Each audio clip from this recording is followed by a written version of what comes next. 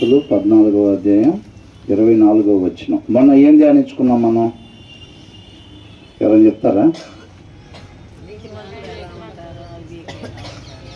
నీతిమంతులు వివేకం కలిగిన వాళ్ళు ఎలా ఉంటారో అందరూ ఎందుకని చెప్పారు? సామెతలు మొదటి నుంచి అదే ఉంది కాబట్టి చెప్తున్నారు. 14:21 ఏం చూసాము?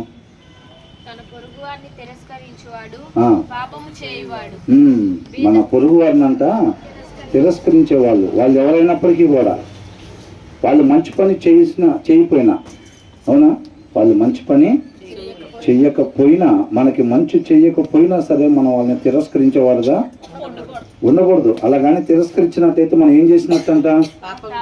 పాపం చేసినట్టుగా. మనం ఏమనుకుంటాం? పాపం అంటే బూతులు తిట్టడం, అవునా, సినిమాలు చూడటం, లేకపోతే మగవాళ్ళు అయితే మద్యం సేవించటం, ఇలాంటి పాపంగా అనుకుంటాం. కానీ తోటి వారిని మనం తృణీకరించటం, నెగ్లెక్ట్ చేయటం, దూరం పెట్టడం, రిజెక్ట్ చేయటం, అవి మనం పాపంగా ఎంచుకోమన్నమాట.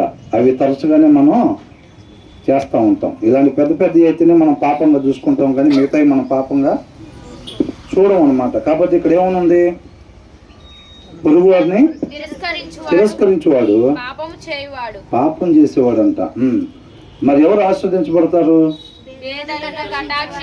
పేదలను కటాక్షించేవాడు. పేదల్లో ఎవరైతే అవసరతలో ఉన్న వాళ్ళ పైన దయ చూపిస్తారో వాళ్ళు ఆస్వాదింపబడతారని ఉంది. But blessed is the one who is kind to the needy అని అంటున్నారు. అవసరతలో ఉన్న వాళ్ళ పైన ఎవరైతే దయ చూపిస్తారో వాళ్ళు, ఒకవేళ అంతకుముందు మనకి మేలు చేసి లేకపోతే అయినా సరే మనం చేయాలి. ఎక్కడ?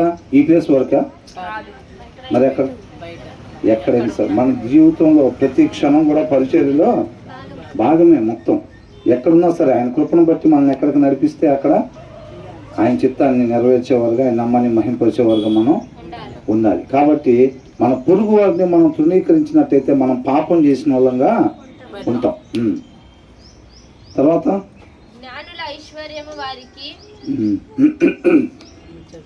22 ఏమనుంది? ఎవరైతే వాక్యం లేనప్పుడే మన ఆలోచన మారిద్ది, అవునా? వాక్యం ఏం చేసిద్దంట? మన హృదయానికి, మన తలంపులకి కావలి ఉంటుంది అనమాట. అంటే మనం ఆలోచించకుండా వాక్యం కాపలా ఉండిద్ది అనమాట. అర్థమవుతుందండి? నాకేంటండి ఇలాంటి ఆలోచనలు వస్తున్నాయి, నా ఆలోచనలు, నా తీరేంటి ఎలా ఉండిద్ది అని అంటే ప్రాబ్లం ఎక్కడ? వాక్యం లేదు. మన హృదయానికి, మన తలంపులకి, మన ఆలోచనలకి కాపలా ఉండేది ఏంటంట? వాక్యం. మనలో వాక్యం లేనప్పుడు ఏమైంది?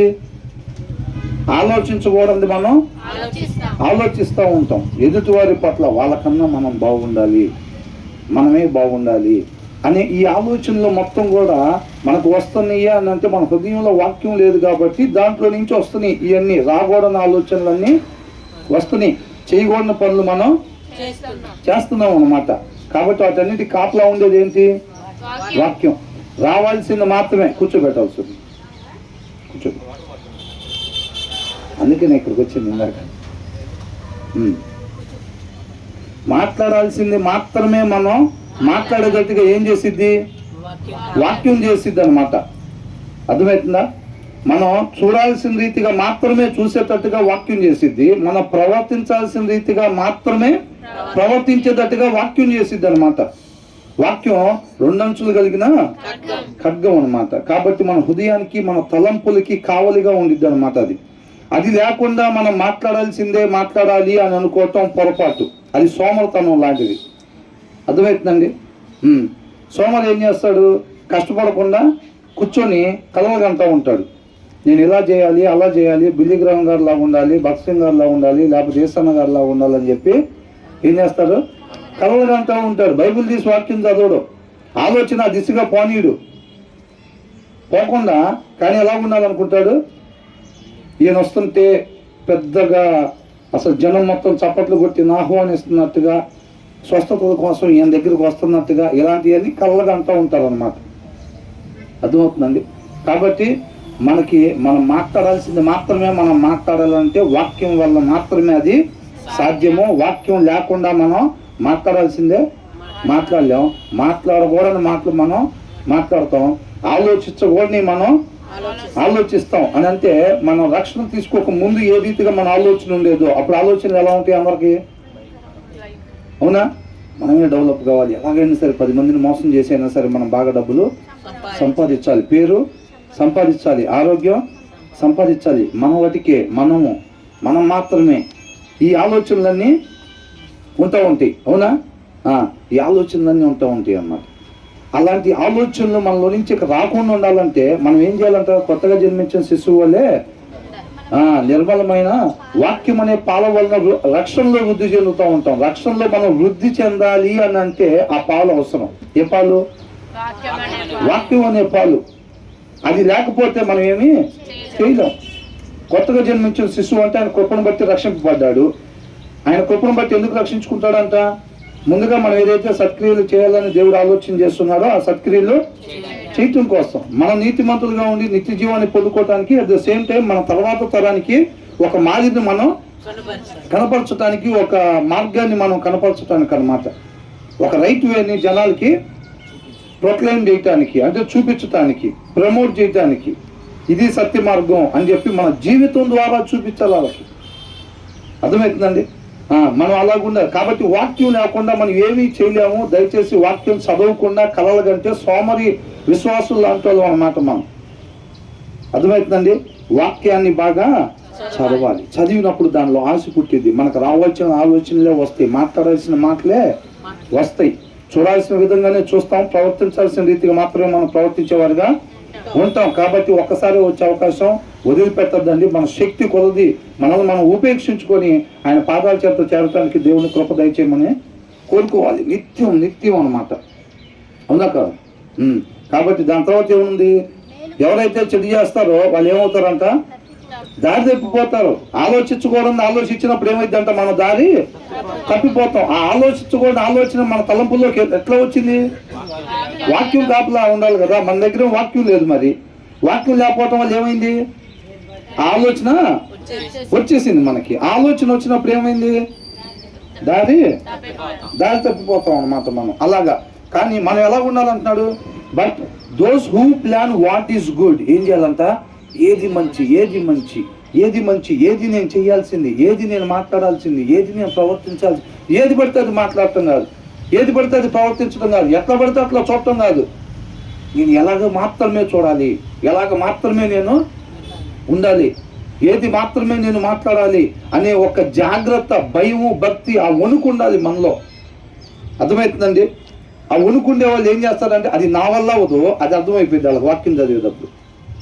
రావాల్సింది మాత్రమే నేను నుంచి వచ్చేటట్టుగా చేయటం నా వల్ల అవ్వదు, అది వాక్యమై ఉన్న దేవుడి వల్ల మాత్రమే సాధ్యం. కాబట్టి ఆ వాక్యాన్ని లోపలేసుకొని ఉంటాం ఎనీ టైం. అవునా? అంతేనా కదా? ఇప్పుడు ఏదైనా ఇక్కడ చిన్న పురుగు బొట్టలో తిరుగుతుంది అనుకోండి, మనం ఎక్కడ పడుకోవాలనుకోండి, అయితే ఏం చేస్తాం? ఒక కర్ర దగ్గర పెట్టుకుంటామా లేదా? కర్ర లేకుండా వచ్చి పడుకుంటామా? ఎందుకని పడుకోము?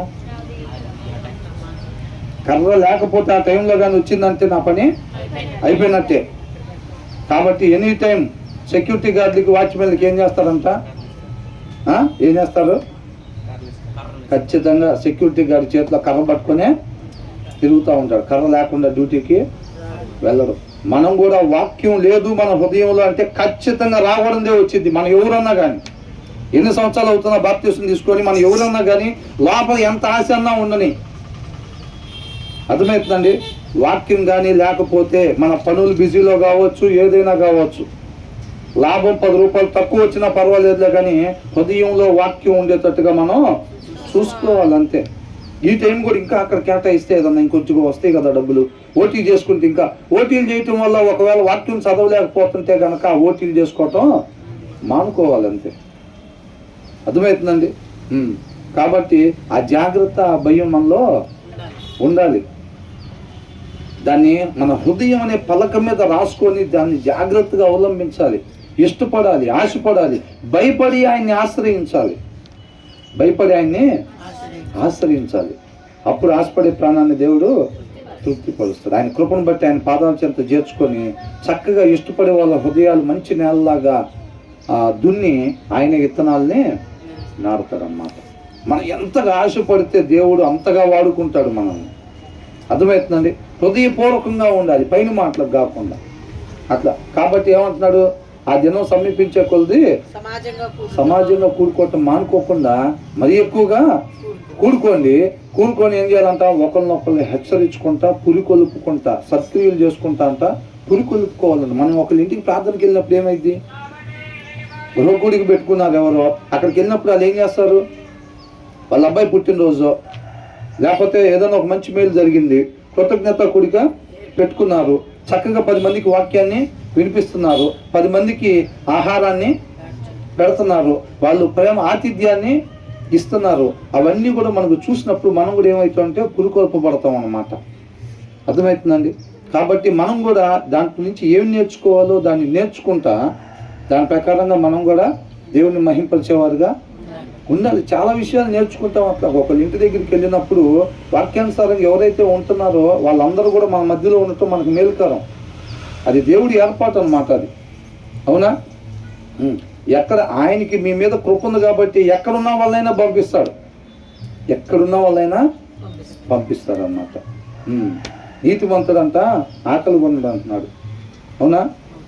ఆకలి కొండంటే ఈ రొట్టె ముక్కలు ఆకలి కాదు, ఆత్మీయ ఆహారం, కావాల్సిన ఆత్మీయ ఆహారం. ఎక్కడున్నా, ట్రైన్లో వెళ్తున్నా వచ్చింది, విమానంలో వెళ్తున్నా వచ్చింది, ఎడారిలో ఉన్నా సరే ఆయన మాటను అక్కడికి పంపిస్తాడు. అంతే ఆశపడాలి మనం అట్లాగా. అదే అంటున్నాడు, వాట్ ఈస్ గుడ్ అని అంటున్నాడు, ఫైండ్ లవ్ అండ్ ఫెయిత్ఫుల్నెస్ అని అంటున్నాడు.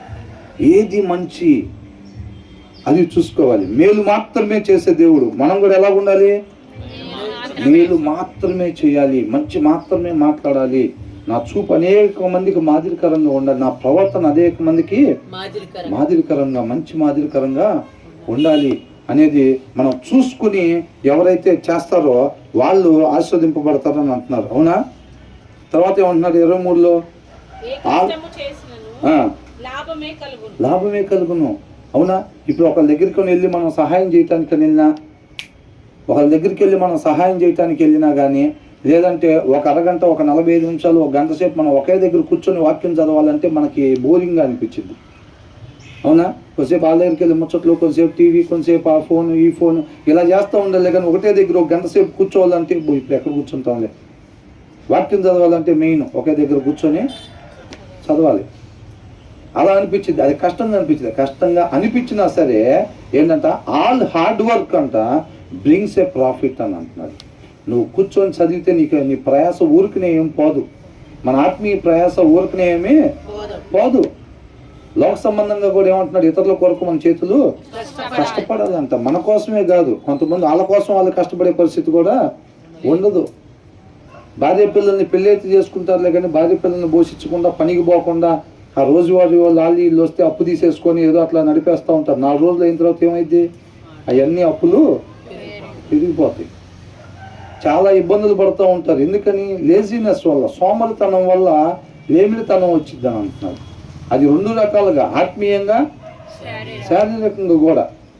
కాబట్టి మనం కష్టపడే వాళ్ళు ఉండాలి, కష్టపడాలి, దాని దగ్గర టైం ఇన్వెస్ట్ చేయాలి, సమయాన్ని కేటాయించాలి. మనం వాక్యం ఆ జ్ఞానం పొందుకోవాలి అంటే హిడెన్ ట్రెజర్ అని అంటున్నాడు.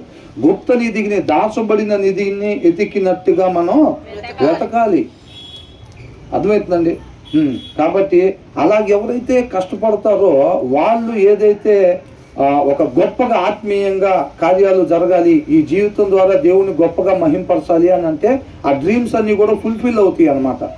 లేకపోతే ఆ డ్రీమ్స్గానే ఉండిపోతాయి అంతే. వీళ్ళు ఏం చేస్తారంట, కేవలం ఉట్టి మాటలు, ఇది తర్వాత ఉంది అది. బట్ లేమిడికి కారణం అంట ఉట్టి మాటలు. వాక్యం చదవకుండా, గంట సేపు కూర్చోకుండా ఏం చేస్తారు, పరిచర్లో గొప్ప వాడబడతా ఉండాలి, అట్ట చేయాలి, ఇట్ట చేయాలి. రోజుకు 1 గంట వాక్యం దగ్గర కూర్చుంటున్నామా? కనీసం ఒక 20 నిమిషాలు ప్రార్థన చేస్తున్నామా? కార్యాలు మాత్రం ఎట్లా జరగాలి? భాషల్లో మాట్లాడాలి. మనం ప్రార్థన చేస్తే స్వస్థతలో జరగాలి. మనం వాక్యం చెప్తే అసలు ఏంది, అసలు ఇట్లా వచ్చింది వాక్యం వల్ల అని అనుకోవాలి. ఇవన్నీ జరగాలి.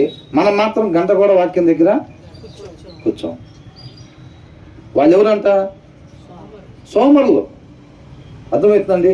సోమరులేంటి నేను గొప్పగా పరిచయం చేయాలని ఆశ ఉంది నాకు అని అంటే ఆశ వాళ్ళకు ఉండిద్దంట, కానీ ఆ ఆశలుగానే మిగిలిపోతాయి అంట. కలలుగనేవాడు కష్టజీవి కాదు, దానికోసం టైంని కేటాయించాలి. ఏది ముఖ్యం అనుకుంటామో ఆ పని చేస్తాం మనం, అవునా కదా?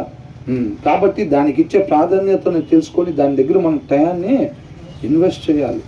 ఇన్వెస్ట్ చేసి మన హృదయంలో సమృద్ధిగా వాక్యం నింపుకున్నప్పుడు ఆ జగ్గులో వాటర్ పోసుకోకుండా ఇది పోయి గ్లాసుల్లో పోసిద్దా? పోయిదాం. ఆ జగ్గులో నింపుకోవాలి. ఫస్ట్ నాకు పరిచయం స్టార్ట్ అయినప్పుడు నాకన్నా ముందుగా పరిచయంలో ఉన్న వాళ్ళకి ఇలాగా ప్రేరేపణ వస్తుందనంటే వాళ్ళు చెప్పిన ఫస్ట్ మాట ఏంటంటే, ఈ సమయం ఫస్ట్ నువ్వు బాగా దేవునితో సహవాసం చేయాలి, నువ్వు ఎక్కువ సమయం దేవుడితో గడపాలి. ఫస్ట్ నువ్వు నింపబడాలి. బాగా నింపబడతా ఉంటే పరిచర్య అయితే స్టార్ట్ చేయొచ్చు.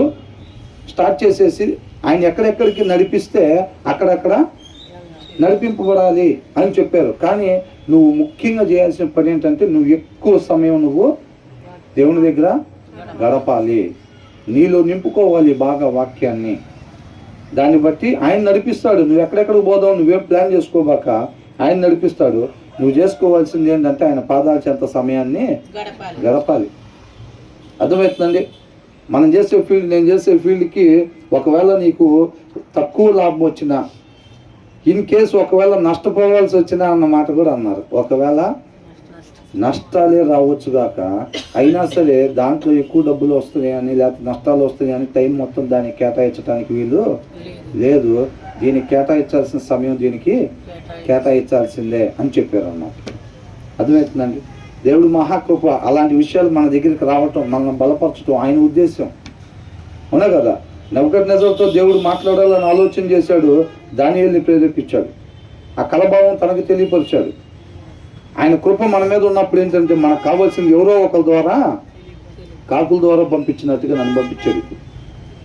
అవునా కదా? ఎవరో ఒకళ్ళు కాకి బిల్డప్ ఇచ్చింది మనకి ఏం చేస్తారు? సౌల్లాగా కాకి సౌల్లాగా బిల్డప్ ఇచ్చిందని అంటే ఆ కాకిని తీసి పక్కన పెట్టి వేరే కాకి ద్వారా కార్యాన్ని ముందు జరిపించుకొని వెళ్ళిపోతూ ఉంటాడు. కాకి గొప్పతనం ఏం లేదు. మోసే ప్లేస్లో నిన్ను నన్ను పంపించి ఆ కర్ర తీసుకుని వెళ్ళి అక్కడ పెట్టు, నీళ్ళు రక్తంగా మారుతాయి అంటే మారుతాయి అంతే. మనుషుల్లో కాదు అక్కడ, కర్రలో కాదు అక్కడ. ఎక్కడి నుంచి? అది అక్కడి నుంచి మనం చూడాల్సింది ఎటువైపు? ఓహో మోసలో ఏం లేనప్పుడు మనం మోసే వైపు చూసేది ఏముంది? అది ఒక మంచి మాదిరిని కనపరిచారు, విధేయత చూపిస్తూ ఉన్నారు. అది నేర్చుకోవాలి మోసే దగ్గర నుంచి. అది కూడా ఆయన దగ్గర నుంచే వచ్చింది కదా, అవునా?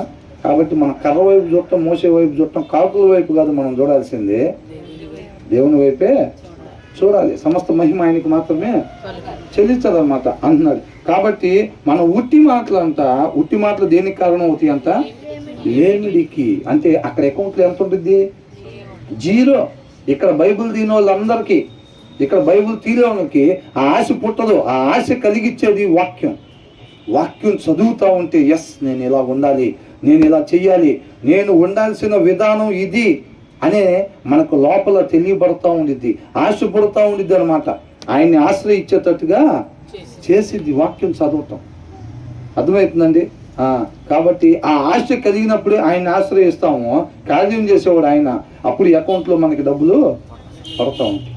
ఒక్కొక్క కార్యం వెంబడి కార్యం, మేలైన కార్యాలు మనం చేసుకుంటా ముందుకి వెళ్ళిపోతూ ఉంటాం అన్నమాట. అది ఎంత ఆనందంగా ఉండిద్దో అది, అవునా? అది అనుభవిస్తేనే తెలిసిద్ది. అది అట్లా లేదనుకోండి, మనం వాక్యం చదవకపోతే మనలో ఆశ కలగదు. ఆశ కలగకపోతే ఏమవుతుందంటే చక్కగా మరణానికి ముందు ఉన్నాయన్నీ శుభ్రంగా హైలైట్గా కనపడతా ఉంటే వాటి కోసం పరిగెడతా ఉంటాం. ఆయన ఆశ్రయించాం కదా, ఇంకా ఆయన ఆశ్రయించాము కాబట్టి వీటి కోసం మనం పరిగెడతా ఉంటాం. అక్కడ అకౌంట్లో ఎంత ఉంటుంది? 0. ఇక్కడ అకౌంట్లో మాత్రం సమృద్ధిగా ఉంటుంది. ధనం ఉండే దగ్గర దేవుడు దీంతో నింపేసాం, మనం ఈ డబ్బులతో నింపేసాం. ఆయనకి చోట్లేదు. ఇంకా ఏమైంది? ఆయనకి చోట్లేదు. కరోనా వస్తే తప్ప ప్రభువా నేను రోజు ఇలా చదవాలనుకుంటున్నా, ఆయన ఇప్పుడు తెలియపరిచే ప్రభువా మీకే స్తోత్రం. ప్రతి ఒక్కళ్ళు బైబిల్ చదివిన వాళ్ళే. బైబిల్ చదివిన వాళ్ళు ఎవరున్నారు? ఎవరూ లేరు. వేరే పని లేకపోతేనే బైబిల్. లేచారు, బ్రష్ చేసుకున్నారు, టిఫిన్ చేశారు, ఇంకేం చేస్తాం? 1 గంట సేపు టీవీ చూస్తారు, 2 గంటల సేపు టీవీ చూశారు, తర్వాత బోరు పడుతున్నారు. ఇంకా బైబిల్ అని చదువుదాం. మనం అయ్యి స్వాతి పుస్తకాలు అయ్యి పెట్టుకోకూడదు కదా, గబక్కని ఎవరు వచ్చినా చూస్తారు కాబట్టి మనం ఏం పెట్టుకుంటాం, బైబిల్ ఉంటుంది. ఇంక టీవీలు చూసాం, ఆటలాడుకున్నాం, అన్నీ అయిపోయింది, బోర్ కొడుతుంది ఇంకా అంటే సరే బైబిల్ చదువుతుంది. అప్పుడు చదువుతున్నా ఇదయ్యా మనం చేయాల్సిన పని, అసలు ఇప్పుడు దాకా మనం చేయలే, అందుకే కరోనా వచ్చింది, ఆయన మహాకృప అని అనుకున్నాం. కరోనా పోగానే మళ్ళీ అంతే గోటియూర్ ప్లేస్ అన్నాం, అక్కడ పంపించాము దాన్ని, మళ్ళీ రన్ వెనకాల మళ్ళీ రన్ ఫర్ అట్లా రన్ ఫర్ జీసస్ కాదులేండి, మనం ఏంటంటే లాక్ సంబంధమైన వాటి వెనకాల మళ్ళీ స్టార్ట్. పిల్లలకి భవిష్యత్తు, మన ఆరోగ్యం, డబ్బులు, పక్కన వాళ్ళకన్నా మనం బాగుండాలి, ముందు వాళ్ళకి పెద్ద కారు మనకి చిన్న కారు అయిపోయింది, దాన్ని అర్జెంటుగా మార్చి పెద్ద కారు సెట్ చేయాలి, దానికోసం పరిగెట్టు. అది అయిపోతే ఏమైంది, పోనీ కారు ఇచ్చాడు అనుకోండి దేవుడు, వాళ్ళకన్నా పెద్ద కారు ఇచ్చాడు, అయిపోతే ఇంకా ఇంకోటి సెట్ చేసుకుంటాం, ఇటు పక్కన చూస్తాం, ఏదో 3 స్టేర్ల బిల్డింగ్ ఉంటుంది, మన 2 స్టేర్లే ఉంటుంది, మళ్ళీ స్టార్ట్ పరిగెత్తటం. ఈ లోపల 10 సంవత్సరాలు పోతూ ఉంటాయి. ఇటేస్తాం 3 స్టేర్ల బిల్డింగ్కి 1 అంగుళం పైకి ఉండాలి అని చెప్తాం మేస్త్రికి, అవునా, కడతాడు, దానికన్నా 1 అంగుళం పైకి కడతాడు, ఇంటి ముందు 2 నుంచొని చూస్తే ఈ పెద్ద ఇల్లులాగా ఉన్నాను అనుకుంటే ఓకే మనకు కావాల్సింది అదే. తర్వాత ఏం చేస్తారు, ఇది చూస్తారు, ఇంకా ఇది చూస్తే సూర్య అన్నట్టుగా చాలా పొలం ఉంది ఆయనకి, మనకే లేదు, అయితే స్టార్ట్ మళ్ళీ ప్యాడ్స్ గీసి పెట్టుకొని మళ్ళీ రన్నింగ్ స్టార్ట్ చేస్తాం. అంతే. కరోనా టైంలో ఏమనుకున్నాం, ఇంత టైం వేస్ట్ చేశాను నేను చేయాల్సిన పని ఇది అసలు. అప్పుడు ఒక్కొక్కరికి బయటకు పోవడానికి అవకాశం లేదు, వాక్యం చదువుతుంటే ఆడికి మేలు చేయాలి, వీళ్ళకి మేలు చేయాలి, అది చేయాలి, ఇది చేయాలని ఆశపడుతూ ఉంది చదువుతుంటే, అవునా. వదిలిపెట్టంగానే బైబిల్ చదివింది లేదు, మళ్ళీ మనం ఏ ఉదాహరణలు బయలుపెడుతున్నారు మళ్ళీ, అంతేనా కదా. కాబట్టి ఆ పరిస్థితిని మర్చిపోకూడదు ఇప్పుడు. దాన్ని మనం ఎప్పుడెప్పుడు చదవాలన్నారు, కొత్తగా జన్మించిన శిశువు అంటే ఎప్పుడెప్పుడు అంటే పాలు తాగాల్సింది, నెలకోసారా, ప్రతిరోజు నిత్యం తాగాలన్నమాట. ఎక్కడ అకౌంట్లు చూసుకోవటం కదా, కొంతమంది యాప్కు ఫోన్పే ఓపెన్ చేయటం, ఇంకా అంతేనా, 1,00,000కి రీచ్ అవ్వలేదా, 88,000 దాసాం, ఇంకా 12,000 దాయాలి, ఎక్కడికైనా ఇంకా 12,000 దాయాలి, ఏం చూద్దాం, అవునా. ఇక 12,000 దాచిపెట్టాలి ఇట్టి పరిస్థితిలో. ఇదివరకు నేను ఫస్ట్లో అట్లా అనుకునేవాడిని, చిన్న పాకెట్ మనీ ఇస్తే 1,000 రూపాయలు దాచిపెట్టుకోవటం, ఆ 1,000 కాస్త మళ్ళీ తర్వాత నిదానంగా 10,000 దాయాలని చెప్పి, అసలు ఏం తినేది ఉండదు, తాగేది ఉండదు, అయిపోతాయి కదా డబ్బులు, చిన్న ఒక్కొక్క అయితే దాచిపెడతా ఉంటాం. అది అలా ఉండిద్ది. మనం ఎక్కడ అకౌంట్లు చూసుకుంటూ ఉంటాం పద్దాకలా. ఎక్కడ అకౌంట్ చూడాలి విశ్వాసి, అక్కడ అకౌంట్ మాత్రమే చూడాలి. ఒక్కసారన్నా ఇక్కడ అకౌంట్ చూసామంటే ఏమైంది, అమ్మ అయిపోతున్నాయి రా డబ్బులు అని అనుకుంటాం. ఎవరైనా అవసరతలో ఉన్నా సరే మనం ఏం చేస్తాం, మన హృదయాన్ని కఠినపరుచుకుంటాం. ఫరో హృదయం లాగా ఏం చేస్తాం, కఠినపరుచుకుంటాం. ఆ దినాల్లో ఇజ్రాయెల్ జనాలు ఎట్లయితే వాళ్ళ హృదయాన్ని కఠినపరుచుకొని అరణ్యంలో రాలిపోయారో, మనం కూడా ఏం చేస్తాం, కఠినపరుచుకుంటాం. డబ్బులు అయిపోతున్నాయి అనుకునే వాళ్ళు ఏమీ చేయలేం, అవునా కదా. ఆయనతో సహవాసం, ఆయనతో బలంగా అంటుకట్టబడి ఉంటే ఆ ధైర్యం ఉండిద్ది అన్నమాట మనకి. ఆయన నడిపిస్తే నడుస్తాం. కాబట్టి మనం సమృద్ధిగా మన అకౌంట్లో ఉండాలి అని అంటే ఏం చేయాలి, కష్టపడాలంట, అవునా. కష్టపడటం వల్ల ఏమొచ్చిందంట, లాభం వచ్చిందంట. కానీ ఉట్టి మాటల వల్ల ఏమొచ్చిందంట, ఏం చేస్తామో వచ్చిందంట. కావాల్సిన ఇన్పుట్ ఏమీ పెట్టకుండా పరిచర్లో బహు గొప్పగా వాడబడాలి, దేవుడి నామాన్ని గొప్పగా మహింపరచాలంటే అవన్నీ ఉట్టి కళ్ళలాగానే ఉంటాయి. ఆయన కృపను బట్టి మనకి ఇచ్చిన సమయాన్ని ఆయన పాదాల చెంత గడపడానికి ఇష్టపడాలి, అవునా కదా. సమయాలు చెప్పినప్పుడు పలానా దగ్గరికి వెళ్ళు అని అన్నప్పుడు తైలపు కొమ్ము తీసుకొని అక్కడికి వెళ్తాడు. మిగతా టైం అంతా ఎక్కడ ఉంటాడు, దేవుని పాదాల చెంత ఉంటాడు అంతే. ఏంది ప్రభువా 24 గంటల్లో 23 గంటలు 45 నిమిషాలు వాక్యం చదవటమేనా, పావు గంట వాడుకుంటావా నన్ను, సమయాలు చెప్పచ్చుగా. సౌలు ఉన్నంత టైము ఏదో ఒక 2-3 సార్లు పిలిచాడు, అప్పుడు దాకేనా ఆయన పాదాలు చెంతే. ఆయన 20 ఏళ్ళు ఉంటే, 15 ఏళ్ళు ఉంటే, 10 ఏళ్ళు ఉంటే, ఆ పిలిచిన 2-3 సార్లు వెళ్ళటమే తప్ప మిగతా టైంలో ఆయన పాదాలు చెంతే. ఇక్కడేమిటి ఏమొచ్చింది ప్రభా, బయటికి పంపించి వాడుకోవాలి కదా నన్ను, అవునా. సమయాలు ఊళ్ళోకి వస్తుంటే ఆయనంతా గజగజ వణిగిపోయారు. ఆయన వస్తుంటే సమాధానంగానే వస్తున్నాం. ఆయన నోటి మాట దేవుని వాక్ అంతే. అర్థమవుతుందండి. ఆ శక్తి ఎక్కడి నుంచి వచ్చింది, అంతే. యేసుక్రీస్తు వారు మనిషిగా జన్మించినప్పుడు నీకు చూపు కలుగునుగాక అని అంటే ఎక్కడి నుంచి కలిగింది? అది తండ్రి దగ్గర నుంచి కలిగింది అది. అవునా? ఈయన పూర్తిగా ఉపేక్షించుకొని ఇక్కడ దేవుడిగా జీవించాడా? యేసుక్రీస్తు వారు మనిషిగా జీవించాడా? మనిషిగానే జీవించాడు. రాసింది క్లియర్గా. అబ్రహాం శరీర సంతానంగా జన్మించి ఆయన జీవించాడు. నీకు చూపు కలుగునుగాక అంటే కలిగింది అని అంటే అప్పుడు తండ్రి దగ్గర నుంచి పొందుకున్నాడు దాన్ని, ఆ శక్తిని పొందుకొని ఇక్కడ రిలీజ్ చేస్తున్నాడు. అవునా? కాబట్టి మనం చక్కగా దేవుని పాదాల చెంత సమయాన్ని గడపాలి. ఒక్కసారి పిలిచావు, రెండుసార్లు పిలిచావు, మిగతా టైం ఏం పిలవలేదు. అంత పవర్ సమయంలో నింపబడింది అన్నమాట. మనల్ని మనం పూర్తిగా ఉపేక్షించుకోవాలి. ఇంకెప్పుడు ప్రభావ పిలిచేది? 5 గంటలు ఉన్నా నీ పాదాల చెంత, 10 గంటలు ఉన్నా, 20 గంటలు ఉన్నా, ఇక మిగిలింది 4 గంటలే రోజులో, అది కూడా ఇక్కడే ఉంచుతున్నావు ఏంటి అని అనుకున్నారా? ఆయన పాదాల చెంత నేను ఉపేక్షించుకుని ఆయన పాదాల చెంత ఉన్నాడు. ఆయన ఎప్పుడు పిలిస్తే అప్పుడు వెళ్ళటమే. అది అర్థమైందండి. కొంతమందికి ఏమన్నదంటే వాక్యం చదవకూడదు, ఆ సత్సంగా సహాయం చేసే పనులు బిజీగా ఉండాలనుకుంటారు. ఏంటంట? వాక్యం చదివిన వాళ్ళు, బాగా వాక్యంలో నింపబడ్డ వాళ్ళు, ఆ వాక్యం ఎక్కడెక్కడికి నడిపించుద్దో చూసారండి. ఒకరికి మేలు చేయడానికి వాక్యం మనం చదవలేము లేదు, ప్రార్థన కూడా చేయలేం.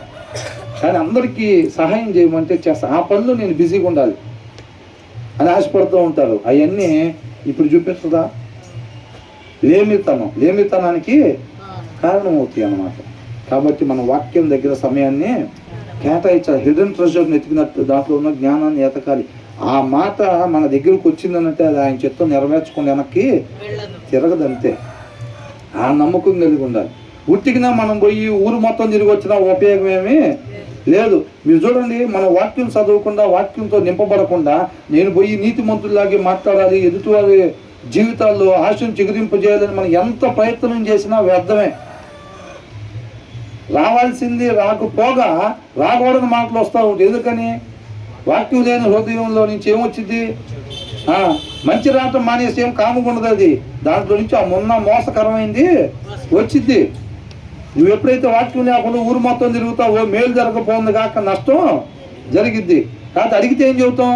మేలే చేద్దాం. ఎందుకు వెళ్ళి వచ్చావు? ఊరు మొత్తం తగలబెట్టి వచ్చావు ఏంటి నువ్వు అని అంటే, నేను మేలు చేద్దామనే పోయాను, కాకపోతే ఊరు మొత్తం తగలబడింది. మరి తగలబడతాం అంటే ఏంటి? మాట్లాడకూడని మాటలు మాట్లాడొచ్చాడు. అలకాడ చూడకూడని చూపులు చూసి వచ్చాడు, ప్రవర్తించకూడని రీతిగా ప్రవర్తించి వచ్చాడు. కాకపోతే ఏమనుకుంటున్నాడు? మంచిగానే ఉండాలి, మంచిగా మాట్లాడాలి అందరితో అని వెళ్ళాడు. ఎట్లా పోయాడు? హృదయంలో వాక్యం లేకుండా పోయాడు. వాక్యం చదవకుండా పోయి ఊరు మొత్తానికి మేలు చేద్దామని వెళ్ళాడు. జరిగిద్దా మేలు? అవ్వదు. మనిషి అనుకుంటే ఏ పని కూడా అవ్వదు. ఆయన వలన, వాక్యం అయి ఉన్న దేవుడి వలన మాత్రమే మేలు చేయటం సాధ్యం. కాబట్టి ఆ వాక్యాన్ని ఫస్ట్ సమృద్ధిగా మన హృదయంలో ఉంచుకోవాలి. అవునా? ఎందుకు ఇన్నిసార్లు చెప్తున్నానంటే, ఒక వచనం చదవటం లేకపోతే రెండో వచనం చదవటం అనేది ముఖ్యం కాదు, కానీ వాక్యం చదవటం. ఇక్కడికి వచ్చినప్పుడు మనం ఏం చెప్తున్నాం? ఆయన కుమారుడు ఏం చెప్పినట్టుగా చేయండి అని అంటున్నాడు తండ్రి. చర్చిలో చెప్పబడేది అదే. అర్థమవుతుందండి? ఏంటంట? నా కుమారుడు ద్వారా నేను ఏదైతే చెప్తున్నానో దాన్ని చేయండి అని ఇక్కడ చెప్తారు. అది ఆయన ఏం చెప్తున్నాడు అనేది ఇంటికి పోయి చదువుకోవాలి మనం. అవునా? ఎగ్జాంపుల్గా అంటే ఇప్పుడు చెప్పాం కదా, లెక్కల మాస్టరు ఏం చేస్తాడు? ఎగ్జాంపుల్గా ఒకటి ఉండేది లెక్క. ఆ ఎగ్జాంపుల్ లెక్కను చెప్పి ఆ మిగతా అన్నీ అలాగే ఉంటాయి చేయండి అని అంటాడు. మనం ఇంటికి వెళ్ళి ఏం చేయాలి? ఆ ఇంటికి వెళ్ళి అవి మొత్తం చేసుకోవాలి. ఇక్కడ చెప్పబడేది కూడా అంతే. తండ్రి మాట ఏం చెప్తున్నాడు అంటే, ఆయన కుమారుడు ఏది చెప్తున్నాడో ఆ రీతిగా ఉండండి, మీరు పోగొట్టుకున్న స్థితిని మరలా పొందుకుంటారు అని ఇక్కడ చెప్తారనమాట. మనం ఇంటికి వెళ్ళి ఆయన కుమారుడు ద్వారా దేవుడు ఏం చెప్పాడు ఇంతకీ అనేది మనం ఇంటికి వెళ్ళి చదువుకోవాలి. అర్థమవుతుందండి? అది చదవకపోతే మీరేం చెప్తారంటే, తండ్రి చెప్తున్నాడు, ఆయన కుమారుడు ఏది చెప్తే చేయమంటున్నాడు అని నేర్చుకుంటారు ఇక్కడ. అవునా? ఏం చెప్పాడంటే ఏం చెప్తారు? ఏం చెప్పాడో మాకు తెలియదండి. ఆయన కుమారుడు చెప్పినట్టుగా చేయమని చెప్పాడు. అదైతే మాత్రం మాకు చర్చిలో రోజు చెప్తారు. నేను అక్కడ విన్నా. ఏంటంట? వాక్యంలో ఏది ఉందో అది చెయ్యండి, మీరు నీతిమంతులుగా ఉంటారు, దేవుని పిల్లలుగా ఉంటారు, నిత్య జీవానికి వారసులుగా ఉంటారని చెప్తున్నారండి. నిత్య జీవానికి వెళ్ళాలంటే మాత్రం నీతిమంతులుగా ఉండాలి. నీతిమంతులుగా ఉండాలంటే వాక్యం చదవాలి. అప్పుడు ఆశ కలిగి దాని ప్రకారంగా నడిపించింది. అది మాకు అంతవరకు తెలుసు. మరి వాక్యాన్ని అనుసరిస్తే నీతిమంతులు అని అంటారు. వాక్యంలో ఏముందంటే అది మాత్రం తెలియదండి. అది ఎక్కడ చేయాలి? అది ఇంటి దగ్గరికి వెళ్ళి చదవాలి. ఎక్కడ చెప్పే మాటలు గుర్తుంటుంది. ఏమని? నిత్య జీవానికి పోవాలంటే ఆయన పిల్లలుగా ఉండాలి, నీతిమంతులుగా ఉండాలి, వాక్యాన్ని చదివి దాన్ని అనుసరించే వాళ్ళు ఇలా ఉంటారు అంట అని చెప్పి ఇక్కడ నేర్చుకుంటాం. ఆ వాక్యంలో ఏముందని అంటే అది ఇంటికి పోయిన తర్వాత చదువుకుంటే తెలిసింది. అది చెప్పేది. అర్థమవుతుందండి? నిత్య జీవానికి ఎవరు పోతారో తెలిస్తే ఉపయోగం ఏం లేదు. అది ఏం చేయమంటున్నారో అది ఇంటికి పోయి చదివి దాన్ని చేస్తే ఉపయోగం ఉండిద్ది. కాబట్టి దీన్ని బట్టి మనకి ఏమర్థమైంది? ఎక్కడ ఆయన కుమారుడు చెప్పింది చేయండి అని తండ్రి చెప్తున్నాడు. ఆయన కుమారుడు ఏం చెప్పాడు అనేది ఇంటికి పోయి మనం చదువుకుంటుంటే తెలుస్తుంది. కంటిన్యూ రీడింగ్ ఎవరు చేస్తున్నారు? బైబిల్ క్రమంగా వరుసనే చదువుకుంటూ వెళ్ళేది ఎంతమంది చేస్తున్నారు?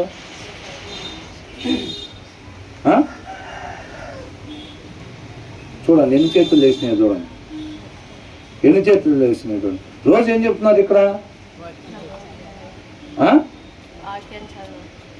అదే రేపు అంటుంది కుయ్యో ముర్రో అన్న ఉపయోగం ఏం లేదు. అవునా?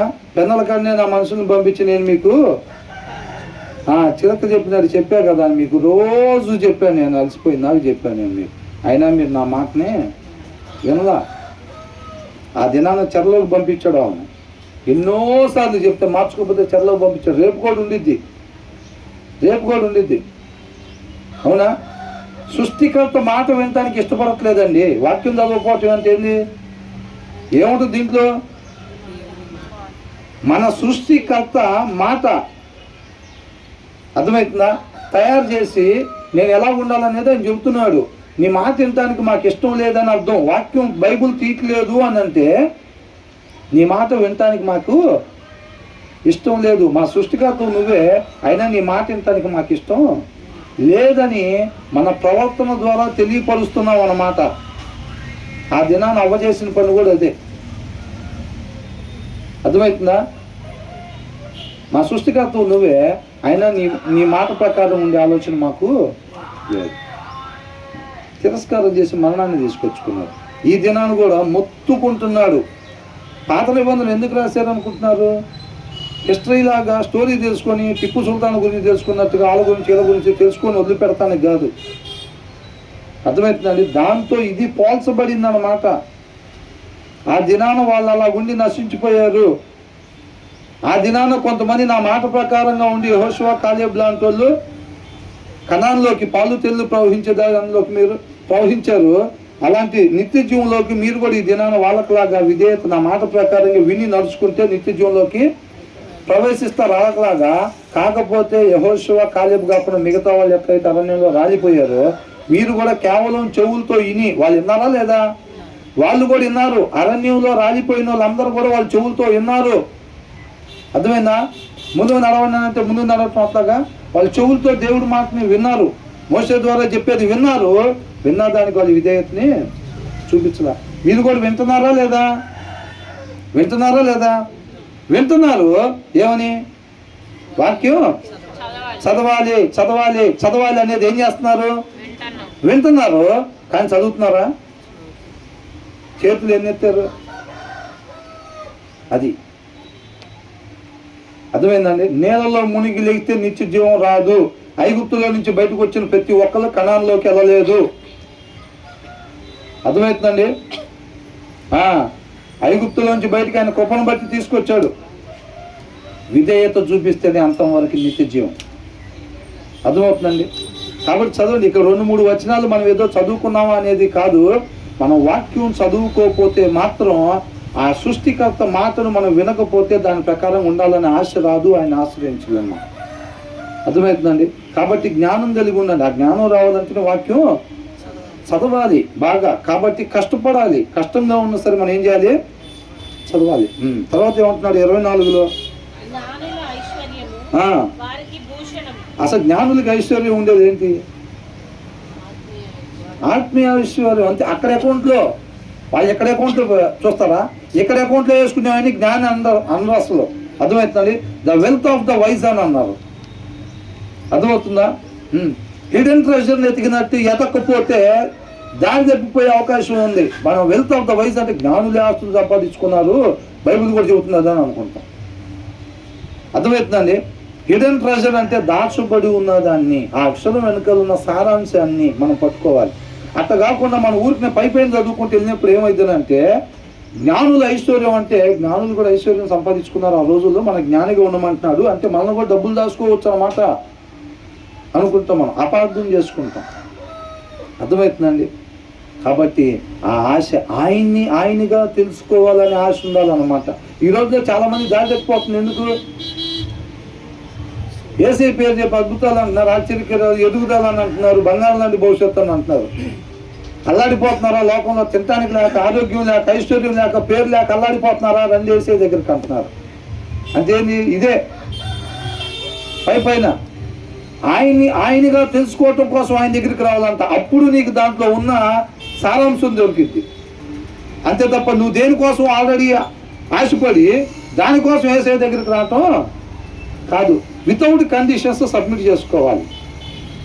ప్రభా, పిల్లల పెళ్లి కోసం చర్చికి వస్తున్నా, ప్రమోషన్ కోసం చర్చికి వస్తున్నా, ఆరోగ్యం కోసం చర్చికి వస్తున్నా, ఇట్లాంటి దేనికోసమో కాదు వచ్చేది, ఆయనగా తెలుసుకోవటం కోసం నువ్వు వాక్యం దగ్గర కూర్చున్నావంటే మాత్రం. ఇప్పుడు నేను ఒక పని చేస్తున్నా, వాక్యం చదువుకుంటే బిజినెస్ డెవలప్ అయ్యింది బాగా. ఏంటంట? వాక్యం 10 అధ్యాయాలు చదివి అంటే కస్టమర్ల మీద కస్టమర్లు వచ్చేస్తారు అన్నది నా లోపల పెట్టుకుంటే ఏమైందంటే, ఇలాగే జ్ఞానులు సంపాదించుకున్న సంపాదన అనగానే నేను కూడా ఎస్ సంపాదించుకోవాలను ఇలాగే అర్థమైద్ది మనకి. ఎందుకని? మనం ఆయన దగ్గరికి వచ్చిన ఉద్దేశం ఏంటి? బిజినెస్ బాగా డెవలప్ అవ్వాలి కాబట్టి బాగా 10 అధ్యాయాలు చదవాలి, ఇవాళ కుదిరితే 15 అధ్యాయాలు చదవాలి. ఎందుకు? బిజినెస్ డెవలప్ కావటం కోసం. ఆ ఉద్దేశంతో ఆయన దగ్గరికి వచ్చామనుకో వాటినే ఎత్తుక్కుంటాం, మనం అనుకునేకెళ్ళనే పోతా ఉంది ఆలోచన. అట్లా కాకుండా మనల్ని మనం పూర్తిగా ఉపేక్షించుకొని ఆయన వెంబడించాలంట. అర్థమవుతుందండి. మనం ఉపేక్షించుకోకుండా వెంబడించినా ఉపయోగం ఏమీ లేదు. మనం ఏదైతే ఉపేక్షించుకోకుండా అట్టి పెట్టుకున్నామో అదే మనం నాశనం చేసిద్ది. అర్థమవుతుందండి. ఆ ఒక్క విషయమే, మిగతా అన్ని బ్రహ్మాండంగా చేస్తానని ఆ ఒక్కటి చాలు, ఆ ఒక్కటే చాలు. ఒక్కటి దాచిపెట్టుకున్నా మన సంగతి తెలిసిద్ది అది. అర్థమవుతుందండి. కాబట్టి పూర్తిగా మనల్ని ఉపేక్షించుకొని ఆయన్ని వెంబడిస్తే ఉపయోగం ఉండిద్ది. ఇస్కరియోతు యూదా ఒక్కటే పెట్టుకున్నాడు, నీటిగా సమాధి చేస్తుంది. అవునా కదా? అపవాదిని కూడా అంతే, చాలామందిని అంతే. అవునా కదా? బిలాంలాగా ఉండొద్దు అని చెప్పి రాస్తుంది వాక్యంలో. ఎన్ని పెట్టుకున్నాడు? అన్ని పాపాలు చేయాలన్న పెట్టుకున్నాడా? కాదు. నీకు ఏది కావాలో అది నేను ఇస్తానని అనగానే ఆశ పుట్టింది, దానివల్ల అయిపోయాడు. అవునా కదా? కాబట్టి మనల్ని మనం పూర్తిగా ఉపేక్షించుకున్నప్పుడు దాని లోపల ఉన్న సారాంశం అర్థమైంది అనమాట మనకి. ఇక్కడ ఏమంటున్నాడు? The wealth of the wise is their crown అని అంటున్నాడు. వెల్త్ ఆఫ్ ద వైజ్ అంటే ఏంటి? నేను చదివేటప్పుడు అందరూ ఆడుకుంటున్నారా చక్కగా? లేకపోతే ఒక సిస్టమ్ పెడదాం, వాక్యం అందించేటప్పుడు అందరూ అందించాలని పెడదాం. అందరూ అందించాలని పెడితే కొద్దిగా భయం ఉంటుంది. అది ఏంటంటే the wealth of the wise, జ్ఞానుల ఐశ్వర్యం. అంటే వాళ్ళు ఏ ఐశ్వర్యం సంపాదించుకుంటారు? వాళ్ళు ఎక్కడ ఐశ్వర్యం సంపాదిస్తారు? వాళ్ళు అది ఒకరికి సహాయం చేసినప్పుడు, ఒకరికి మేలైన మాటలు చెప్పినప్పుడు, మంచిగా మనం ప్రవర్తించి ఆ మంచి మార్గాన్ని ఒకరికి కనపరిచినప్పుడు మనం ఏమైందంటే 50,000 వేసే అకౌంట్లో అన్నట్టు ఇది. అది మనం ఇక్కడ ఒక 50,000 అకౌంట్లో వేసి ఇంటికి వెళ్తాం, ఎలా ఉండిద్ది? దాచుకున్నాం, 50,000 పెరిగినాయి మొన్న కన్నా, మొన్న 4 లక్షలు ఉన్నాయి, ఇవాళ ఇంకొక 50,000 వేసి వచ్చాం, 4.5 అయినాయి, ఇంకొక 50 వేసామంటే 5 అయినట్టే ఇంకా అనుకుంటూ ఉంటాం. జ్ఞానులు ఎలాగెళ్తారంట? ఈ లోకంలో ఉన్న డబ్బులు పెట్టి, ఆ దగ్గర ఉన్న డబ్బులు పెట్టి ఎవరికన్నా ఏదన్నా ఇప్పించి 50,000 ఎక్కడ అకౌంట్లో వేసామని చెప్పి ఆనందంగా ఇంటికి వెళ్తూ ఉంటాడు. ఆ పక్కన ఒక లోకస్తుడు అని చూసి ఏమనుకుంటాడు? పిచ్చోళ్ళ ఉన్నాడు, ఉన్న డబ్బులు అవి చేసుకుని ఇంటికి వెళ్తున్నాడు అనుకుంటారు. ఏమనుకుంటాడు? బ్రహ్మాండంగా ఒక 50,000 అకౌంట్లో వేసాం అక్కడ అనుకుంటాడు. అవునా? ఇంకా ఏం ఆశపడతాడు? వీళ్ళు ఎక్కడ ఆశపడినట్టు ఇంకొక 50,000, ఇంకొక 50,000, ఇంకొక 1,00,000 అకౌంట్లోకి వేస్తూ ఉండాలి అనుకుంటాడు. ఎక్కడ? అక్కడ. అంటే ఇంకా కష్టపడి వచ్చిన డబ్బులతో ఇంకా వాళ్ళకి ఏదైనా ఇప్పించాలి, ఇంకొకరు ఎవరైనా అవసరంలో ఉన్న వాళ్ళకి ఇప్పించాలి. వీళ్ళు ఎట్లా అనుకుంటూ ఉంటారు. వీళ్ళు ఏం చేస్తూ ఉంటారు? ఎవరికి ఇవ్వకుండా అచ్చంగా దాచి పెట్టుకొని ఇక్కడ అకౌంట్లో వేసుకుంటూ ఉండాలనుకుంటారు. అదేనా? The wealth of the wise is their crown అంటున్నాడు, అంటే కిరీటం. అర్థమవుతుందండి? వీళ్ళు ఎవరెవరికైతే సహాయం చేస్తున్నారో, ఎవరెవరికైతే మేలు చేస్తున్నారో, రేపు వీళ్ళ కిరీటం వాళ్ళే. పౌలు గారు ఏమన్నారు? రేపు క్రీస్తు వచ్చినప్పుడు మీరే నాకు కిరీటం అని అన్నాడు. అది ఆయన చెప్పిన కిరీటం. అర్థమవుతుందండి? అక్కడ కిరీటం తయారు చేసుకుంటున్నారా, లేకపోతే ఇక్కడ మట్టి కిరీటాలు పెట్టుకుంటున్నారా? ఎక్కడ ఎన్ని కోట్లు ఉన్నా మట్టి కిరీటమే వచ్చేది. దాంతో మట్టి కిరీటం ఉండేది శాశ్వతంగా, అది రాజపేయి. అవునా? జ్ఞానం కలిగిన వాళ్ళు ఏం చేస్తారు? పౌలు గారు అంటున్నాడు ఆయన జీవితం మొత్తం ప్రాణార్పణంగా పోసాడంట. ప్రాణార్పణంగా పోసి అద్భుతమైన కిరీటం, రేపు మీరే నా కిరీటం అని అన్నాడు.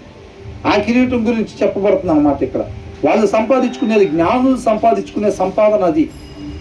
పొద్దు నుంచి సాయంత్రం దాకా కష్టపడి వచ్చే దారిలో ఎవరన్నా అవసరతలో ఉంటే వాళ్ళకి సహాయం చేస్తే నాకు కష్టం వేస్ట్ కాలేదురా అనుకోవాలి.